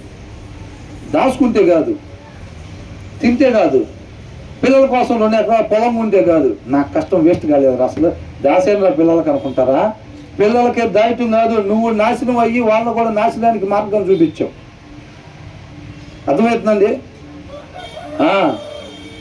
వాళ్ళకి నాశనాన్ని చూపించిన వాళ్ళకి చెప్తారు. కాబట్టి the wealth of the wise is their crown అని అంటున్నాడు. But the folly of fools అని అంటే ఇక్కడ ఏమనుంది? జ్ఞానులకు కలిగి ఉన్న సంపద అని ఇచ్చాడు. ఇక్కడ జ్ఞానులు కాకపోతే ఇంకొకరు ఎవరు ఉంటారు? అజ్ఞానులు, అవివేకులు, మూర్ఖులు. అవునా? మూర్ఖులకి ఏం కలిగి ఉండిద్ది? మూర్ఖత్వం కలిగి ఉండిద్ది. అవునా? But the folly of fools, మూర్ఖుకు కలిగి ఉండే మూర్ఖత్వం అంతా ఏం మిగిల్చిద్దంట? మూఢత్వమే మిగిల్చిద్దంట. జ్ఞానులకు కలిగిన సంపద ఏం మిగిల్చింది? కిరీటాన్ని మిగిల్చింది. అవునా? జ్ఞానులకి కలిగి ఉన్న సంపద వాక్యాన్ని అనుసరిస్తూ ఉండగా ఒక్కొక్క రూపాయి ఆ అకౌంట్లో జమ చేసుకున్నారు. రేపు అదే వాళ్ళకి కిరీటంగా ఉంది. జ్ఞానులకి కలిగి ఉండే సంపద కిరీటాన్ని తీసుకొస్తే, మూర్ఖుడు కలిగి ఉండే మూర్ఖత్వం ఏం తీసుకొచ్చిందంట? మూఢత్వాన్ని తీసుకొచ్చిందంట. అంటే మనం ఎలా ఉండాలి? జ్ఞానుల్లాగా ఉండాలా, లేకపోతే మూర్ఖుల్లాగా ఉండాలా? జ్ఞానుల్లాగా ఉండాలి. జ్ఞానుల సంపాదన సంపాదించుకోవాలి. జ్ఞానుల సంపాదన ఏది? జ్ఞాని మరణం తర్వాత ఉండేదాన్ని మాత్రమే చూస్తాడు అన్నమాట. అంటే అక్కడ మాత్రమే సంపాదన దాచుకుంటాడు. అర్థమవుతుందండి? టిఫిన్ టైం అయిందా? చాలామంది వాళ్ళ ఉన్న శరీరాన్ని ఉపయోగించుకొని బెదర్ టిఫిన్ టైం అయింది అన్నట్టుగా తెలియపరుస్తున్నారు. సరే, ఒక 2 వచనాలు ధ్యానించుకొని ముగిద్దామండి. ఏంటంటే ఇక్కడ మనం ఎలా ఉండమంటున్నారు? మన జ్ఞానుల్లాగా ఉండాలా, మూర్ఖుల్లాగా ఉండాలా? జ్ఞానుల్లాగానే ఉండాలి. వాక్యం మాత్రం ఏంటంట? అది సామర్థ్యం చేసేది ఏంటంట? జ్ఞానుల్లాగా ఉండాలి. అక్కడే డబ్బు సంపాదించాలి, అక్కడ ఉన్న కిరీటం పెట్టుకోవాలి, అదే పెట్టాలి. బైబిల్ మాత్రం ఇగో సోమరి కలలుగా అన్నట్టుగా అయిపోతాయి అవన్నీ. కష్టపడకపోతే వాక్యం చదవంటే అబ్బో అంటుల్లో మన తోగుతా, బట్టలు ఉతకమంటే ఉతుకుతా, ఇల్లు తడిగుడ్డు పెట్టి తొడవమంటే తుడుస్తా, 2 కస్టమర్లతో మాట్లాడమంటే మాట్లాడతా, 2 టెంట్లు వేయమంటే వేస్తా, బండి మీద డ్రాప్ చేయమంటే చేస్తా. వాక్యం చదవమని మాత్రం దయచేసి చెప్పు. వాక్యం ఇంకొక 2 దింపమంటే దింపుతా. అవునే కదా మనం చేసే పని అది. వాషింగ్ మిషన్ ఇంకోసారి వేయమంటే వేస్తా, పిల్లలకి ఇంకోసారి టిఫిన్ వండి పెట్టమంటే వండుతా. వాక్యం చదవమని చెప్పు. బాక బిర్యానీ కావాలని అడుగు, సాయంత్రం వచ్చేసరికి చేసి పెడతా. వెళ్ళేటప్పుడు వాక్యం చదవమని మాత్రం చెప్పు నాకు. అది బిర్యానీ వండటం తేలికైపోయింది, కస్టమర్తో మాట్లాడటం తేలికైంది, టెంట్లు వేయటం తేలికైంది, డ్రాప్ చేయటం తేలికైంది. వాక్యం చదవటం మాత్రం ఎంత కష్టమో. మౌంట్ ఎవరెస్ట్ ఎక్కటం అన్నా తేలికే. ఈ రెండింటిలో ఏది కావాలి కోరుకో అని అంటే, క్రీస్తుని విడుదల చేయాలా, బరబ్బాని విడుదల చేయాలా అంటే ఎవరిని అడిగారు? మరి జ్ఞానులు, మహాజ్ఞానులు. అంతేనా? జ్ఞానం లేని వాళ్ళు కాబట్టి ఎవరిని అడిగారు? బరబ్బాని విడుదల చేయమని అడిగారు. మనం కూడా ఏం చేస్తాం? ఈ రెండిట్లు ఏది కావాలో కోరుకో అంటే ఎమ్మటే తాడు ఒకటాను మేక ఒకటి తీసుకొని మౌంట్ ఎవరెస్ట్ ఎక్కా కన్నా సిద్ధపడతాను. కానీ వాక్యం మాత్రం చూడండి, పరిస్థితిని తెలియపరచడం కోసం. అవునా కదా? అలాగైపోయింది మన జీవితాలు. ఒక్కసారి ఇలా పైకి చూస్తే మాత్రం అస్సలు సత్యం అని వెలుగుతూ మనం వెళ్తుంటే, అదే సినిమాల్లో చూపిస్తారు కదా, ఏసై వెళ్తుంటే చుట్టూ కొద్దిగా వెలుగు పెడతారు అట్లాగా. ఈయన ఏసై అని తెలియటం కోసం. అవునా? మనం పోతుంటే మన ఇంట్లో నుంచి బయటకు పోగానే మొత్తం వెలుగు, సత్యం సత్యం సత్యం అని చెప్పి లోపల సకాల్లో స్పీకర్లు బిగించుకున్నట్టుగా అట్లా ఉండాలని ఒక్కసారి పైకి చూస్తేనేమో అట్లా అనుకుంటాము. ఏడు చూస్తేనేమో మన వాక్యం చదవనప్పుడంట మేలైంది మాట్లాడకపోగా ఏమొచ్చిందంట? మన వాక్యం లేనప్పుడు దాంట్లో వచ్చి మోసకరమైంది వచ్చింది కదా. ఎక్కడికరా బయటికి వెళ్తున్నావు అంటే ఏం చెప్తారు? నీతి మంతుడు మాట్లాడి రావాలని వెళ్తున్నా అంటారు. వాళ్ళ ఉద్దేశం కూడా అదే. ఖాళీ జగ్గు పట్టుకొని, ఖాళీ జగ్గు ఉండదు, దాంట్లో ఏముండిద్ది? ఉంటే వాక్యం ఉండాలి, లేదా మోసకరమైంది ఉండిద్ది. వాక్యం లేదు కాబట్టి ఏముంటుంది? మోసకరమైంది ఉంటుంది. అడిగితే ఏం చెప్తాడు? నీతి అందరి గ్లాసుల్లో పోసొద్దామని వెళ్తున్నా అని చెప్తాడు. అడుగుతుంటే ఆడపోయి ఏం పోతాడు? మోసకరమైంది వస్తాడు. మేలైన మాట వీళ్ళు అనుకుంటే వాక్యం చదవకుండా నీట్గా బయలుదేరి ఆభరణాలన్నీ తీసేసి తగుమాత్రంగా కాబట్టి మనం తగుమాత్రంగా వాక్యం చదవకుండా బయటకు పోయినా వచ్చేది కంపే. అవునా కదా? అడిగితే ఏం చేస్తారు? నేను చర్చికి వెళ్ళి పాటలు పాడతా కదా, నేను నోరు తెరిస్తే ఆటోమేటిక్గా ఎదుటి వాళ్ళు జీవం కలిగిద్ది అనుకుంటారు. ఇక్కడ ఇంటి దగ్గర ఏం చదవకపోతే జీవం కలగంద గాక జీవితాల మీద ఆశపోయిద్ది మన మాటలు వింటే. ఆడపోయి ఏం మాట్లాడతాం? బావ పోయిన వారం ఎంత మిగిలిన బావా అంటాడు. అవునా? పర్వాలేదు, వ్యాపారం బాగానే జరుగుతుంది, పోయిన వారం ఎంత మిగిలింది అంటాడు. ఆయనకి ఏమవుతుందంటే వాక్యం వాడు కూడా ఆత్మీయంగా బలపరచడం పోనిచ్చి ఏమైంది? వాడు కళ్ళు లోక సంబంధంగా పోయేటట్టుగా 4 మాటలు మాట్లాడి వస్తాం మనం. దానివల్ల ఏమైంది హాని అనుకుంటాం. నీకు తెలియదు, నువ్వు వచ్చిన తర్వాత ఆటోమేటిక్గా బైబిల్ చదవటం అనుకొని వాడు కూడా 4 డబ్బులు మిగిల్చుకోవటానికి పని చేస్తూ ఉంటాడు. ఇంకా అర్థమవుతుందా? అలాంటివే జరుగుతాయి. సత్యాన్ని ప్రకాశింపజేయండి కాక చీకటిని ప్రకాశింపజేయాల్సి వస్తాం. వాక్యం చదవడం అందుకనే బయటకు పోయాడని అంటే ఆ ప్లేసులో వెలుగుగా ఉండగాక చీకటిగా ఉంటారన్నమాట. అంత భయంకరం. వాక్యం చదవాలి మనం బాగా. దయచేసి వాక్యం చదవండి. అవునా? అన్ని చోట్ల వాక్యాలు రాసుంటే మనం ఏం రాయాలంటే ఇక్కడ వాక్యం చదవండి అని రాయాలి. అవునా? వాక్యంలో ఉండే ఒక వచనం ఇక్కడ, ఒక వచనం అక్కడ, ఒక వచనం ఇక్కడ కాదు. బిల్లీ గ్రహం గారు అంట నా సక్సెస్కి సీక్రెట్ ఏంటంటే 3 ఉన్నాయి అంటే ఏంటంటే ప్రార్థన, ప్రార్థన, ప్రార్థన. మన ఫెలోషిప్కి ఎవరైనా వస్తే ఎటు చూసినా కానీ వాక్యం చదవండి. ఏందిరా బాబు ఎటు చూసినా కానీ పొరపాటు ఇటు చూసి ఇటు కూడా వాక్యం చదవండి. వచ్చా చదివితే పోతుంది, ఎందుకు వచ్చింది? ఆ ఇంటికి పోయిన వాక్యం చదవాలి. అది అర్థమవుతుందా? మెట్లు ఎక్కేటప్పుడు కూడా దేవుడు ఒకవేళ 2 ఫ్లోర్లో 1 ఫ్లోర్ ఇచ్చాడు అనుకోండి, మెట్లు ఎక్కేటప్పుడు కూడా వెల్కమ్ ఇలా కాకుండా వాక్యం చదవండి. బ్రదర్ మరి మెట్ల మీద నడుస్తాం కదా, మరి అది వాక్యం చదవండి అనే పదం, వాక్యం అనే పదం కాళ్ళ కింద ఉండిద్దేమోగా. ఆచారం, ఆచారమేగా మనం పట్టుకునేది. ఆచారం ఏం కాదు. అర్థమవుతుందండి? అది ఆచారమే అది. కాబట్టి మనం వాక్యం చదవండి, వాక్యం చదవండి, వాక్యం చదవండి 4 సార్లు చెప్పటం వల్ల చేస్తారా లేదా? కాబట్టి మనం వాక్యాన్ని చదవాలి. ఇక్కడ ఏమని ఉంటున్నాడు? కాబట్టి మనం మూఢులుగా ఉండకూడదంట, జ్ఞానుల వలె ఉండే. జ్ఞానం ఎక్కడి నుంచి వచ్చింది? తర్వాత వచ్చిన వాళ్ళు వచ్చింది. వివేకం కలిగిన వాళ్ళ హృదయంలో అంట జ్ఞానం సుఖనిద్ర చేసిద్దంట. అసలు చదువుతుంటే ఎలాగుందో అసలు అర్థమవుతుందండి. వివేకం కలిగిన వాళ్ళ హృదయంలో జ్ఞానం ఏం చేసిద్దంట? సుఖనిద్ర, చక్కగా నిద్రపోయింది. అంటే వాళ్ళ కొదువు లేదు. జ్ఞానం కొదువు లేదు. వివేకం కలిగిన వాళ్ళకి. వివేకం ఎక్కడి నుంచి వచ్చింది? వాక్యం చదివితే వచ్చింది. ఎటు పోయినా కానీ అక్కడికి రావాల్సిందే. వాక్యంలో ఇలా ఉండండి, ఇలా ఉండొద్దు అని ఉంటుంది కదా. ఇలా ఉండండి అనేదే మన జీవిత విధానం కావాలనుకుంటాం. ఇలా ఉండండి అనేది మనకు రావాలి అని అంటే మన వాక్యం చదవాలంటే. వాక్యం చదవకుండా ఉండాల్సింది మాత్రమే ఉండాలి అని అంటే అవన్నీ గాలిలో మేడలే అట్లా ఉంటాయి అన్నమాట. కాబట్టి మనం జ్ఞానుల వలె ఉండి జ్ఞానులు సంపాదించుకునే ఆస్తి, అవసరతల్లో ఉన్న వాళ్ళని ఆదుకొని అక్కడ ఆస్తి మనం సంపాదించుకోవాలి, ఆత్మను సంపాదించుకోవాలి. అదే రేపు మనకి కిరీటంగా పెట్టబడతాయి అన్నమాట. ఎంతమందికి అర్థమైంది ఈ మాట?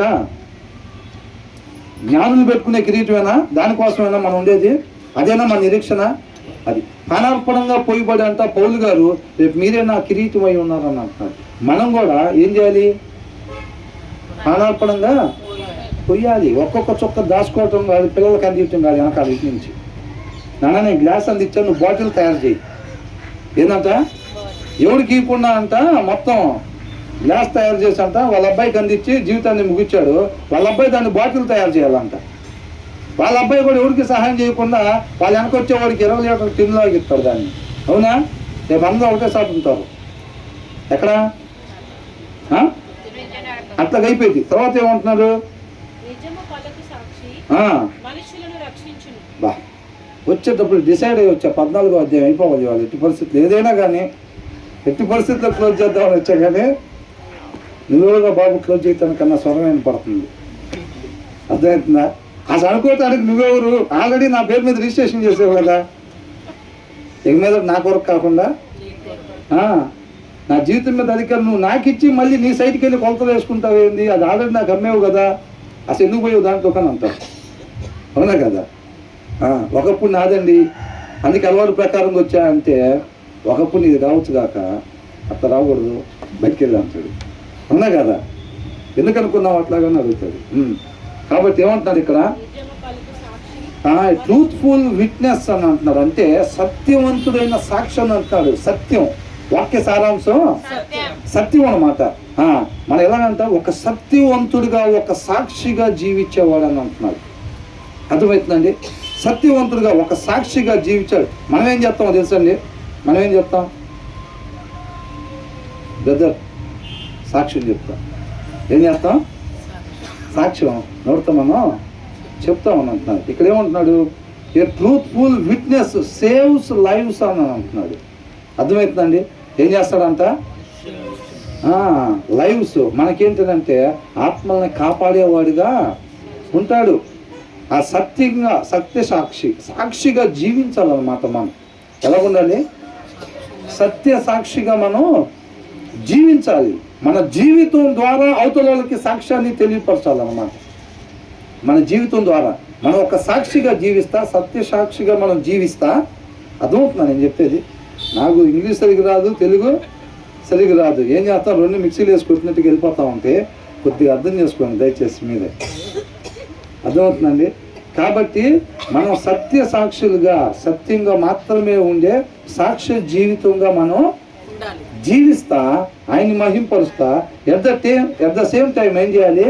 మన జీవితాల ద్వారా ఒక సాక్ష్యంగా మనం తర్వాత వాళ్ళకి అదే అంటున్నాడు. సేవ్స్ ద లైఫ్స్ అంటున్నాడు. సేవ్స్ లైఫ్స్ అని అంటే వెనకాల వాళ్ళని మనం ఎట్లా కాపాడినట్టు? మనం ఒక మంచి మార్గాన్ని వెళ్ళేటప్పుడు ఏమవుతుందంటే మనం నీతిమంతులుగా ఉంటాం, నిత్య జీవానికి చేరుకుంటాం. అట్ ద సేమ్ టైం తర్వాత వాళ్ళకి ఇది మంచి మార్గాన్ని అని చెప్పి మనం ప్రమోట్ చేస్తున్నాం అన్నమాట. అవునా? నన్నుగా నువ్వు తెలుసుకొని నీ తర్వాత నీ కుమారులకి, వాళ్ళ కుమారులకి తెలియపరచాలని అంటున్నాడు. అదే మనం చేసేది. మనం నేమందరితే నీకేమైంది అని అంటారు, నేను తప్పుగా మాట్లాడితే నీకేమైందని అంటాడు. ఖచ్చితంగా ఇది తర్వాత వాళ్ళందరికీ అయింది ప్రాబ్లం. అది మనం ఒక తప్పుడు మార్గాన్ని ఎంచుకోవటం వల్ల ఏమవుతుందంటే మనం నాశనం అయిపోయింది కాక అనేక మందికి తప్పుడు మార్గాన్ని మనం ప్రమోట్ చేసిన వాళ్ళం అవుతాం. అర్థమవుతుందండి? మనం సరిగ్గా తల్లిదండ్రులు సరిగ్గా జీవించకపోతే అది వాళ్ళ పిల్లల పట్ల శాపంగా మారింది. ఏ శాపం? But A falls witness is deceitful అని అంటున్నాడు. ఫాల్స్ విట్నెస్ ఉండకూడని రీతిగా ఎవరైతే ఉంటారో వాళ్ళు ఎక్కడికి వెళ్తారు? ఒక్కసారి 2 నిమిషాలు వినండి. ఉండకూడని రీతిగా ఉండే వాళ్ళు ఎక్కడికి వెళ్తారు? వాళ్ళు నిత్య నరకానికి వెళ్తారంట. వాళ్ళు మోసం చేస్తారని అంటున్నాడు. వాళ్ళు ఉండకూడని రీతిగా ఉండటం వల్ల వాళ్ళు నిత్య నరకానికి వెళ్తారు. ఎవరిని మోసం చేస్తారు? వాళ్ళ తర్వాత వాళ్ళని అనేక మందికి చీకటి మార్గాన్ని వాళ్ళు ప్రమోట్ చేస్తున్నారు అన్నమాట. అర్థమవుతుందండి? మంచి మాదిరికరంగా కాకుండా చెడ్డ మాదిరిని వాళ్ళు కనబరుస్తున్నారు అన్నమాట. మన జీవితం ద్వారా ఏం చేస్తున్నాం? ఏ ట్రూత్ఫుల్ విట్నెస్, సత్య సాక్షులుగా మనం జీవించాలి. అప్పుడు అనేక మందిని మనం కాపాడిన వాళ్ళంగా అవుతాం, అనేక మందికి మరణం నుంచి తప్పించిన వాళ్ళంగా అవుతాం అన్నమాట. మంచిగా మనం జీవించటం ద్వారా మనకి మాత్రమే మేలు కాదు, ఇంకా అనేక మందికి మేలు. వాళ్ళు మంచి మాదిరిని మనం కనపరిచి దాన్ని ప్రమోట్ చేస్తున్నప్పుడు వాళ్ళు కూడా ఆ మార్గాన్ని వస్తారు, మేలుని పొందుకుంటారు. బట్ ఫాల్స్ విట్నెస్ అని అంటున్నాడు. ఉండకూడని రీతిగా ఉండేవాడు అంత మోసం చేస్తాడు అంటున్నాడు. ఉండకూడని రీతిగా ఉండేవాడు ఏం చేస్తాడు, అనేక మందికి ఆ దారిని కనపరుస్తూ ఉంటాడు. అది ఇటు కూడా కొంతమంది వెళ్తున్నారా అని చెప్పి ఏం చేస్తారు, అది కూడా కొంతమంది వాళ్ళు చేసినట్టు వీళ్ళు కూడా చేస్తారు. చేయగానే ఏమైంది, మోసపోతారు, డిసీట్ఫుల్ అని రాస్తారు. అర్థమవుతుందండి. ఆ పోయినోడు ఆల్రెడీ వాడి నాశనం అయిపోయి వీళ్ళందరినీ కూడా మోసం చేసినోడుగా అవుతాడు. కాబట్టి మనం ఎలా ఉండాలి, ఎలాంటి సాక్షులుగా ఉండాలి, సత్య సాక్షులుగా ఉండాలి. మనం నీతిమంతులుగా జీవించినప్పుడు అనేక మందికి మనం మంచి మాదిరిని ప్రమోట్ చేస్తున్నట్టే, ఆల్రెడీ అర్థమవుతుందండి. ఆ సత్యాన్ని ప్రకాశింపజేస్తున్నట్టే. మనం ఎప్పుడైతే నీతిమంతుల వాక్యాన్ని చదివి దాని ప్రకారం అనుసరిస్తూ వెళ్తూ ఉంటామో అనేక మందికి మన క్రియల ద్వారా కావచ్చు, మన ప్రవర్తన ద్వారా, మన చూపు ద్వారా, మన మాట ద్వారా దాన్ని ఏం చేస్తున్నాం, ప్రకాశింపజేస్తున్నాం. వాక్యంలో కూడా ప్రకాశింపజేస్తూ ఉంటాడు. దేన్ని, చీకటిని. వాడు మోసం చేస్తాడు, వాడి చెడ్డ పలుకులు పలుకుతూ ఉంటాడు. వాడి చెడ్డ పలుకులు పలికేటప్పుడు ఆటోమేటిక్గా నిత్య నరకానికి పోతాడు. అంత మాత్రమే కాదు, వాడు ఆ చీకటిని ప్రకాశింపజేయటం ద్వారా ఇంటి పక్కనోడు కూడా పిల్లోడు తిట్టే బూతులు నేర్చుకుంటాడా లేదా? మా అత్తగారిని తన్నా, మా ఆయన్ని ఇట్లా చేశా, లేకపోతే మా అబ్బాయి ఇట్లాగా అని అంటే, మా తోడుకోవాలని ఇట్లా అనగానే ఆ పక్కింటి ఆమె ఏం చేసిద్ది, డౌన్లోడ్ అయిపోతాయి. సీరియల్ డౌన్లోడ్ చేసినట్టుగా ఏమవుతాయి, డౌన్లోడ్ అయిపోతాయి.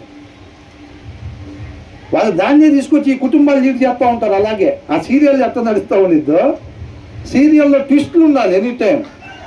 నార్మల్గా జనరల్గా పోతే ఏముందలే అనిపించింది, ట్విస్టింగ్ ఉంటా ఉండాలి ఎనీ టైం. కూర తిప్పొద్దామని పోతాం, గుమ్మం దగ్గరికి వెళ్తే అవి మాడిపోయిన దాకా పోయేది ఉండదు అవసరకి. ఎందుకని వాళ్ళు అట్లా సెట్ చేస్తారు, అక్కడ ఆ ట్విస్టింగ్లు ఉండాలి కాబట్టి పెడతారు. వీళ్ళు ఏం చేస్తారంటే తెలిసి తెలియక ఈ బైబిల్ చదవకపోతే ఆ జ్ఞానం లేక ఆ ట్విస్టింగ్ జీవితంలో పెట్టి వీళ్ళ కొంపలో వీళ్ళే అల్లకల్లలో సముద్రంలో సుడిగుండం వచ్చినట్టు వీళ్ళ కొంపలో వీళ్ళే సుడిగుండం. ఓహో అట్లా డీల్ చేయాలా కోడల్ని, భర్తను అట్లా డీల్ చేయాలా, తోడుకోవడం అట్లా డీల్ చేయాలా. వాళ్ళు ట్విస్టింగ్ కోసం ఏదో ఒకటి ఆమె ఏదో చేసినట్టుగా పెడితేనే దానికి ఏమో పై ఎత్తేసి ఆ జనాలు చూస్తూ ఉంటారు.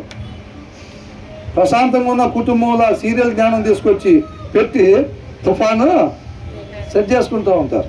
అంతేనా కదా? కాబట్టి మనం మంచిగా ఉండటం వలన మనం ఏం చేస్తామంటే ఆయనలో నాటబడినప్పుడు ఆయన గుణలక్షణాలు మనలోకి వస్తాయి. మనం వాటిని ప్రకాశింపజేస్తూ ఉంటాం. దేవుడి ప్రేమ జనాల్లో కనపరిచేటప్పుడు ఏమైంది, అనేక మంది ఆ మార్గాన్ని చూసి నేను కూడా అలా ఉండాలని సత్యంలోకి నడిపించబడుతూ ఉంటారు. అవునా? అలాగా సత్య సాక్షులుగా ఉండాలి. మనం సత్య స్వరూపులో ఉంటే సరిపోదు. ఎలా ఉండాలంట? సత్య సాక్షులుగా మనం ఉండాలి. యేసుక్రీస్తు వారు చేసిన పని అదే. అవునా కదా? ఆయన తండ్రి మాట ప్రకారంగా ఉంటా అది మనందరూ కూడా మాదిరిని కనపరిచారన్నమాట. ఇన్హెరిట్ వారసత్వంగా అందించారు మనకి. మనం కూడా ఆ రీతిగా జీవించి మనం కూడా మన తర్వాత వారసత్వంగా అందించాలి. అంతే, మంచిగా ఉండి చెడ్డగా ఉండకూడదు. ఫాల్స్ విట్నెస్ లాగా మనం ఉండకూడదు. అర్థమవుతుందండి? తర్వాత ఏమంటున్నారు, యెహోవా యందు భయభక్తులు కలిగి ఉంటామంటే చెడుతనాన్ని విసర్జించుటయే. అవునా? యెహోవా యందు భయభక్తులు కలిగి ఉంటామంటే చెడుతనాన్ని విసర్జించుటే. చెడుతనం అంటే ఏంటి? మందు తాగటం, సిగరెట్లు తాగటం, అబద్ధాలు ఆడటం, బూతులు తిట్టడం, సీరియల్ చూడటం, సినిమాలు చూడటం. మన దృష్టిలో అది చెడుతనం అంటే. అవునా? వాక్యంలో ఏదైతే వద్దని చెబుతున్నారో అది చెడుదంతే. పాపం అంటే ఏమనుకున్నాం? ఉండాల్సింది ఇది ఉండపోవటం పాపం. అది చేస్తేనే పాపం, ఇది చేస్తే పాపం, ఇది చేస్తే పాపం కాదు. ఇప్పుడు మనం ఎవరికి ఏం అన్యాయం చేయకుండా పగలో రాత్రి డ్యూటీలు చేసుకొని బాగా 100 కోట్లు సంపాదించి పిల్లలకి ఇచ్చి అక్కడ నుంచున్నాం అనుకోండి, రేపు జీరో పడిద్ది. నేను ఎవరికి అన్యాయం చేశాను, ఏం చేశాను అని అంటే దేవుడు ఏం చెప్తాడు? నేను పంపించింది అందుకు కాదంటాడు. ఉండాల్సిన రీతిగా ఉండపోవటం పాపం. మనం ఎందుకోసం వచ్చామో ఆ పని కొరకు జీవించకపోవటం పాపం. అర్థమవుతుందండి? అది చేస్తేనే పాపం, ఇది చేస్తేనే పాపం కాదు. ఏది చేయటానికి దేవుడు మన పట్ల ఉద్దేశం కలిగి ఉన్నాడో అది చేయకపోవటం పాపం అంతే. నువ్వు మందు రాకపోవచ్చు కాక ఏ పని కోసం వచ్చావు ఆ పని చేయకపోతే పాపి. అవునా కదా? అదే అంటున్నాడు. కాబట్టి ఏమంటున్నాడు? Who ever fear the lord, దేవుని యందు భయభక్తులు కలిగిన వాళ్ళు ఏంటంట ఇక్కడ చూడండి. అదే who ever fears the lord has a secure fortress అని అంటున్నాడు. అని అంటే సురక్షితమైన కోటలో ఉంటారంట వాళ్ళు. సురక్షితమైన అంటే ప్రాబ్లం ఉందనా? వాళ్ళ రక్షణకి ఏ ప్రాబ్లం లేదు అని. ఎవరికంట ఆ రక్షణ? ఆ కోట ఎవరికి ఉండిద్ది? ఆ కోటలో ప్రవేశం ఎవరికి ఉండిద్దంట? యెహోవా యందు భయభక్తులు కలిగిన వాళ్ళు, చెడుతనాన్ని విసర్జించే వాళ్ళు, వాక్యమయ్యున్న దేవుడు ఏదైతే వద్దంటున్నాడో దాని జోలి పోని వాళ్ళకంట ఆ సురక్షితమైన కోటలో ఉన్నట్టేనంట. అర్థమవుతుందండి? వాళ్ళ రక్షణకి ఎటువంటి ప్రాబ్లం లేదు. ఎప్పుడు వాక్యం ఏదైతే వద్దంటుందో అది నా జీవితంలో వద్దు, ఉండకూడదు అని చెప్పి ఎవరైతే చేయకుండా ఉంటారో వాళ్ళ రక్షణకి ప్రాబ్లం లేదు. సురక్షమైన కోటగా దేవుడే ఉంటాడు. అదే అంటాడు, who ever fears the lord has a secure fortress and for their children. అద్భుతమైన మాట. అర్థమవుతుంది?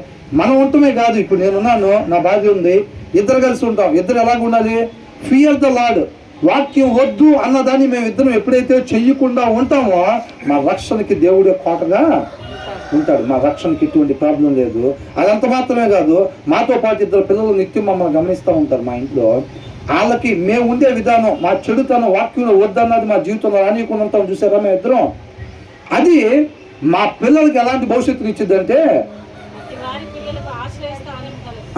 And for their children it will be a refuge అని అంటున్నాడు. ఆశ్రయంగా మారిద్ది. వాళ్ళు ఉండటాన్ని, చెడుతనాన్ని విసర్జించటం ద్వారా మేమిద్దరం మా పిల్లలకి దాన్ని ఒక ఆశ్రయ కోటగా మేము వాళ్ళకి అందిస్తాం. తల్లిదండ్రుల నుంచి ఎక్కడదా ఇల్లు బ్రహ్మాండంగా ఉంది ఏంద్రా అంటే మా నాన్న కట్టారా. అప్పట్లో మా తాతగారు కొన్నది. ఏంటంట? అప్పట్లో వాళ్ళ తాతగారు కొన్నారంట. అప్పుడు చుట్టుపక్కల ఏమీ లేదంట, బ్రహ్మాండమైన ఇల్లు కట్టాడంట. ఆ ఇంట్లో వాళ్ళ పిల్లలు ఉంటున్నారు. మనం ఇయ్యాల్సిన ఇల్లులు ఇయ్యి. ఒక విశ్వాసి ఇయ్యాల్సిన ఇల్లులు. అబ్రహాం బహు ధనవంతుడు, డేరాలో బతికాడు. ఇస్సాకు ధనవంతుడు, డేరాలో బతికాడు. యాకోబు ధనవంతుడు, డేరాలో బతికాడు. అంటే అప్పట్లో కోటలు లేవా? ఉన్నాయి. కట్టుకోవటం రాదా? ఆ దగ్గర పనులు లేరా? ఉన్నారు. ఎందుకని? వాళ్ళ చూపు ఈ ఇళ్ళ మీద ఉంది. వాళ్ళు ఈ కోటల్లో ఉంటున్నారు. వాళ్ళు ఎక్కడంట? యెహోవా యందు భయభక్తులు కలిగి ఉండే వాళ్ళకి హ్యాస్ ఎ సెక్యూర్ ఫోర్ట్రెస్ అని ఉంది. బహుధైర్యం అనగా తెలుగులో రాస్తారు. మనం ఏం చేస్తాం? అవునా? అందుకని గొప్ప ఒక మంచి డెప్త్ కావాలంటే ప్రతిదీ కూడా ఇంగ్లీష్లోనే ఉంటాయి. పెద్ద వాళ్ళు రాసినవి కావచ్చు, ప్రతిదీ కూడా ఏంటంటే ఆ డెప్త్ ఇంగ్లీష్లో ఉన్నాయే ఉంటాయి. కాబట్టి ఏమని అంటున్నాడు? వీళ్ళకంట ఒక సురక్షితమైన కోట అంట. ఆ ఇళ్లల్లో ఉన్నారు వీళ్ళు. అబ్రహాం, ఇస్సాకు, యాకోబు వాళ్ళ సంతానానికి ఆ ఇల్లులు, ఆ ఆశ్రయపురాలు అందించారు వాళ్ళు. మనకులాగా జింకులో ఒక ఇల్లు, బంకులో ఒక ఇల్లు, అక్కడ ఒక ఇల్లు, ఇవి కాదు మనం అందించారు. అర్థమైందండి? అది లోకస్తులు అందించుకుంటారు. యనమల కుదురులో ఒక ఇల్లు, కానూరులో ఒక ఇల్లు, బెన్సర్కులు కాడ ఒక బంగళా ఇచ్చేది ఎవరు? లాభసంబంధం ఎవడు పెట్టకుండా దాచుకుంటే మనం కూడా ఇవ్వచ్చు. కాబట్టి ఆ దారిని బాగూడదని అంటున్నాడు. అర్థమవుతుందండి? వీళ్ళున్న కోటలు అయ్యి విశ్వాసం ఉండాల్సిన కోట అది. వాళ్ళ పిల్లలకి అందించాల్సిన వాళ్ళ పిల్లలకి అందించాల్సినంత ఆశ్రయాలు అవి ఆస్తులుగా ఇవ్వాలి మనం. అర్థమవుతుందండి? అదని అంటున్నాడు, who ever fears the lord. ఇదంతా ఎక్కడి నుంచి వచ్చిందంట? మనం ఆ కోటలో ఉండాలన్నా, మన పిల్లలకి దాన్ని ఆశ్రయంగా ఇవ్వాలి అనన్నా, వాక్యంలో వద్దు అన్న దాన్ని జోలి మనం పోకూడదు. కొన్ని చేస్తున్నాంగా 35 మార్కులు పైన పడి ఉంటే పాస్ అయ్యి లోపలికి రానిస్తారేమో. 10 ఆజ్ఞల్లో ఒక్కరు చేయకపోయినా అంట మిగతా 9 చేయనట్టే రాస్తుంది దాంట్లో. 10 ఆజ్ఞల్లో ఏం సీరియల్ ఒకటే కదా మనం చూసేది. సరే దానికి ఒక 5 మార్కులు తీసేయి, 95 అయితే వస్తాయిగా. ఏంటంట? సీరియల్ చూస్తాం, ఒప్పుకుంటున్నాం, మేమే ఒప్పుకుంటున్నాం. ఒక 5 మార్కులు తీసేయండి, 95 మార్కులు అయితే వస్తాయిగా. 195 అంటే పాసేగా, లోపలికి రానిస్తారుగా రేపు? రానిస్తారా? ఇస్కరేతుదాకు 5 మార్కులే, బిలాంకి 5, అపవాదికి 5, శుభ్రంగా నరకానికి తీసుకెళ్ళాం. 10 ఆజ్ఞల్లో ఒక్కటి చేయకపోయినా సరే బూతులు తిట్టకుండా ఉట్టి మరలు చేస్తున్నాడు అనుకోండి ఒక ఆయన. పాపం నోరేస్తే అంత చక్కగానే మాట్లాడతాడు, మనిషి ఎదురు వస్తే మరలు చేయటమని అనుకోండి. ఆయనకు ఒక 5 మార్కులు తీసే నిత్య జీవనంలో పంపిస్తారా? 95 వేసి ఎక్కడికి పంపిస్తారు? ఒక ఆయన అసలు మరలు చేయకుండా ఎవరు వచ్చినా నమస్కారం చేసి అచ్చగా బూతులు ఎదురుతున్నాడు అనుకోండి, ఆయనకు ఒక 5 మార్కులు తగ్గించి నిత్య జీవనంలో పంపిస్తారా? మరి ఎక్కడ పంపిస్తారు? నిత్య నరకాగ్నికే. కాబట్టి వాళ్ళకి 1 ఇడ్లీ ఇచ్చా, వీళ్ళకి 1 పాతచీర ఇచ్చా, వాళ్ళకి ఇచ్చా, వీళ్ళకి ఇచ్చా 35 పడే ఉంటే మిగతాయి మనం తప్పులు చేసి మన ఇష్టాన్ని నెరవేర్చుకున్నాయి, మిగతాయి ఒక 65 చేసినా పాస్ అయితే అవి లోపల పంపిస్తారుగా అనుకుంటే పొరపాటు. అక్కడ లెక్కలు అట్లాగా ఉండవు, అక్కడ లెక్కలు అట్లా ఉండవు, అవునా కదా? కాబట్టి 1గా 2గా ప్రభు దాచుకున్నానంటే ఆ 2 చాలు, ఆ 1 చాలు. అదే చెబుతుంది, ఒత్తుకుంటుంది, అవునా కదా? కాబట్టి అన్నాడు, who ever fears the lord has a secure fortress. ఆ కోట ఎంతమందికి కావాలనుకుంటున్నారు? ఎత్తండి, 10th పైకి కట్టారు, అందుకే బొక్కలు పడుతుంది. ఆ కోట ఎంతమందికి కావాలనుకుంటున్నారు? చేతులు ఎత్తండి. ఇదివరకు కనీసం చేతులు ఎత్తే వాళ్ళు, ఇప్పుడు ఆ చేతులు కూడా ఎత్తకుండా చేస్తున్నారని అనుకుంటున్నారా? నిరుత్సాహపరిచేది కాదండి. ఆ కోట ఎంతమంది కావాలని అనుకుంటున్నారంటే చెడుతనాన్ని విసర్జించే వాళ్ళంగా మేము ఉండాలనుకుంటున్నాం అనేది ఆ ఉద్దేశం, అంతేనా? కోట కావాలనంటే చెడుతనాన్ని విసర్జించాలి, అంతే. లేకపోతే పోయినసారి అనుకున్నట్టుగా అసలు వాక్యం చదువుకొని ఉంటే ఏం చేయకూడదు మనకు తెలియదు కాబట్టి ఆ గోలే ఉండదురా. ఏది పడితే అది చేసుకుంటూ తిరగచ్చు, ఏది పడితే అది చేసుకుంటూ ఉంటే ఎవరితో పడితే ఎవరితో కళాయిలో ఎగుతూ ఉంటుంది. అంటే ఉట్టికినే చెప్పారులే కానీ అక్కడ కళాయిలు పోలేదు ఏమో ఉండదండి. కళాయిలు ఉండవులే కానీ కార్యక్రమం అయితే ఉండిద్ది, అవునా? కళాయి ఉండదు అంతే కానీ కార్యక్రమం కామనే అది. కాబట్టి మనం చూసుకోవాలి, ఏదో నవ్వుకుంటున్నామని కాదండి, చాలా serious matter, emergency, breaking news ఇది, అవునా? నేడే రక్షణ దినం అంటే ఏంది? టైం ఉంటే సాయంత్రం అని రాసేవాళ్ళుగా, ఇదే తగిన సమయం, ఇదే స్పాట్, ఆన్ ది స్పాట్ చేయాలంట. ఏం చేయాలి? ఆన్ ది స్పాట్ ఏం చేయాలి? చెడుతనాన్ని విసర్జించుకోవాలి, మనం ఉపేక్షించుకోవాలి, సబ్మిట్ చేసుకోవాలి, లోపడాలి, తీర్మానం తీసుకోవాలి. అర్థమవుతుందండి? లోకంలో నుంచి ప్రత్యేకింపబడిన వారుగా ఉండాలి. మనం ఉండాలా లేదా? ఆకారంలో కాదండి, ఆ ప్రేమలో మనం ఎలా ఉండాలి? ప్రత్యేకింపబడిన వారుగా ఉండాలి. ఆయనగా కనబరుచుకుంటున్నాడు మనకి చక్కగా. బ్రదర్ అన్నట్టుగా పోయి ఆయన షర్టు పట్టుకుందాం, ఒక ఆమె పట్టుకుంది, స్వస్థత పొందుకుంది. దేవుడు షర్టు పట్టుకుందాం, జుట్టు పట్టుకుందాం అనేది అనుకోబాకండి. ఆయనకి వాక్యంలో రాస్తుంది, ఆయనగా తెలుసుకోవాలని ఉంది, అవునా? మన పిల్లలు మనం అదే చేస్తుంటాం. ఆయన కృపను బట్టి తెలియపరుచుకుంటున్నాడు మనకి. ఆ దినాన ఐగుప్తులో ఒక అద్భుతమైన మెసేజ్ నాకైతే అసలు నాకే మామూలుగా అనిపించదు. అక్కడ అద్భుత కార్యాలు ఐగుప్తులో చేసినప్పుడు మొత్తానికి ఆయనగా కనపరుచుకున్న గడియలై, అవునా? ఆయన మహాకృపను బట్టి ఇప్పుడు కూడా అదే జరుగుతుంది. ఆయనగా కనపరుచుకుంటున్నాడు అన్నమాట. దేవుణ్ణి ఎవరు కూడా చూడలేదు ఇప్పటి వరకు కూడా. అలాగే ఎవరైనా చూసారా అంటే అబద్ధికుడు అని అంటున్నాడు. ఆయన ఫిజికల్గా ఆయన చూద్దామనే ప్రయత్నం చేయకూడదు. ఆయనగా తెలుసుకోవటం. యోపదేగా అన్నాడు, ఆయన గురించి ఆయనగా తెలుసుకున్నప్పుడు నేను నిన్ను కన్నులారా చూస్తున్నాను అంటున్నాడు. అలాగా దేవుని మనం చూసేవారుగా ఉండాలి. 35 దాకా ఉన్నాయండి, ఇంతవరకు ఆపుదాంలే, టైం చాలా అయిపోయింది. దేవుడికి మహిమ కలుగును గాక. తప్పకుండా వాక్యం చదవండి. వాక్యంలో ఏదైతే వద్దు అని అంటున్నారో అది మన జీవితంలో వద్దు అనే ఆశ కలగాలి అని అంటే వాక్యం మనం చదవాలి. దేవుడికి మహిమ కలుగును గాక.